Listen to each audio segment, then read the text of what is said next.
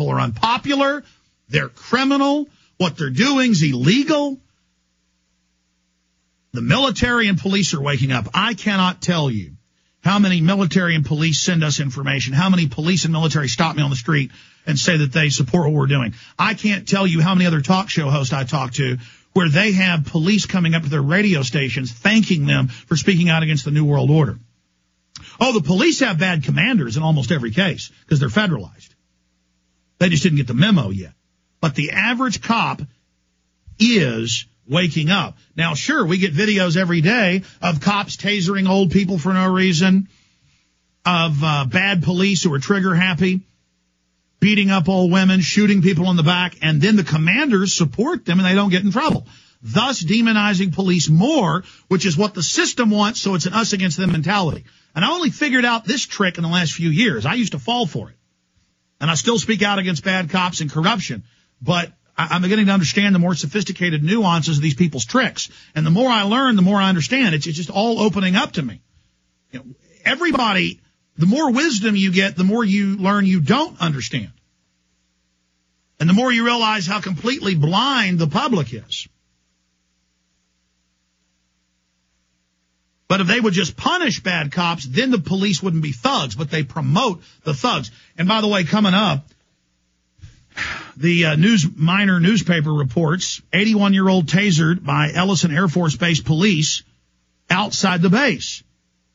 Posse Comitatus is truly dead. And every few days I see reports of military arresting U.S. citizens off base. And there's this incredible taser video out of Minneapolis where the guy gets out of the car, puts his hands on the squad car, and the cop walks up like he's not going to do anything and then gets behind him premeditatedly and tasers him in the neck and then gets him on the ground at point-blank range, tasering him with pleasure. And it's just like deer hunters. There's a lot of people I've been deer hunting with over the years at different hunts I've been on back when I had time. And there's always this guy that's got 20 fancy rifles in the back of their truck, and they're got every gadget and everything in the world, but they can't hit the side of a barn if they tried.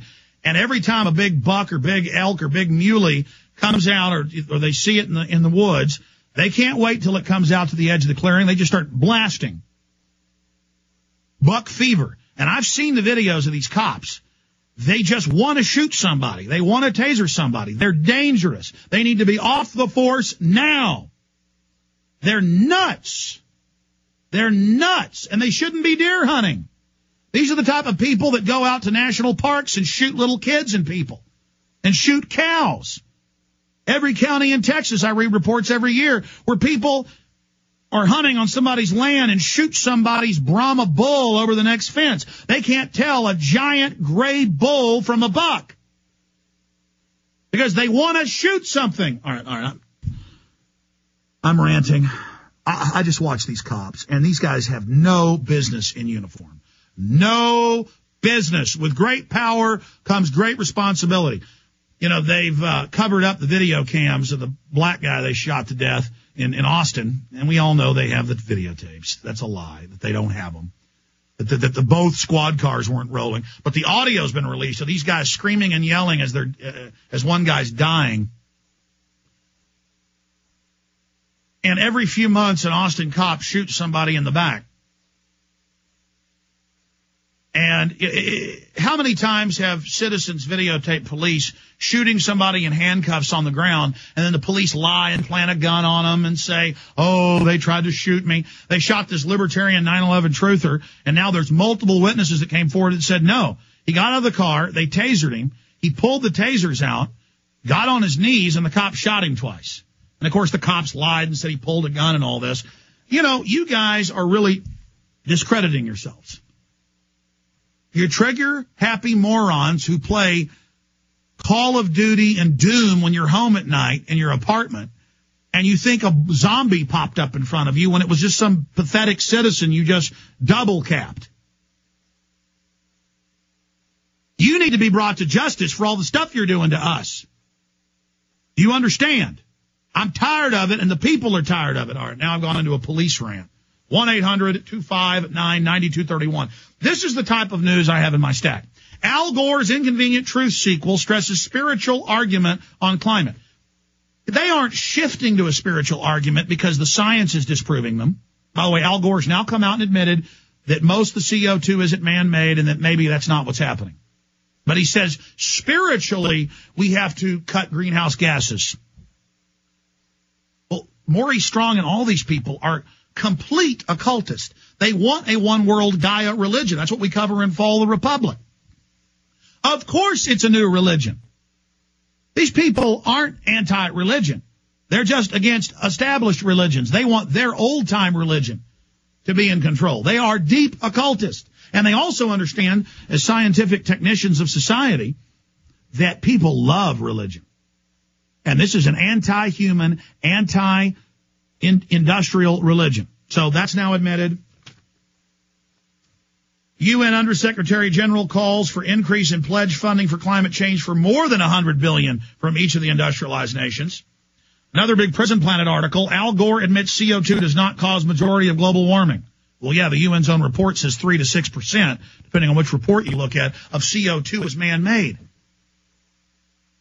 And of that 3 to 6%, it's precious. The plants just gobble it up. All the ice core samples show conclusively that we're in a carbon dioxide and oxygen-starved environment. The planet goes through these cycles. We have low oxygen and low carbon dioxide. And oxygen and carbon dioxide are not poisonous. They are good. It is not a conspiracy theory that plants breathe. They absorb carbon dioxide. It is their life-giving gas. It's what they use in their bodies. We use oxygen bound to red blood cells. They use carbon dioxide bound to their cells. It's their blood. It is not a conspiracy theory like Al Gore. They actually say that's a conspiracy theory. They have a Wikipedia page called the dihydrogen monoxide conspiracy theory.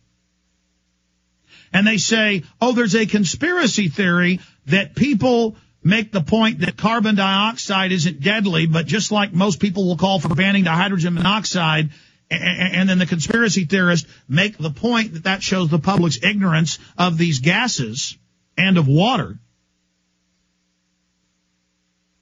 What is the conspiracy theory? That's like telling Galileo, who says that the earth is not the center of the universe, is a conspiracy theorist. I mean, it's just nonsensical. You go, hey, Al Gore, you're making money off of the climate bills. That's a conspiracy theory. Do you believe in moon landings? That's his canned answer. He said it again on TV yesterday. You're like, no, you're part of these companies making money off it. Oh, you believe it didn't land on the moon. You're a conspiracy theorist. Hey, people say ban water because they don't understand the scientific term and it sounds scary, dihydrogen monoxide. Oh, you're a conspiracy theorist.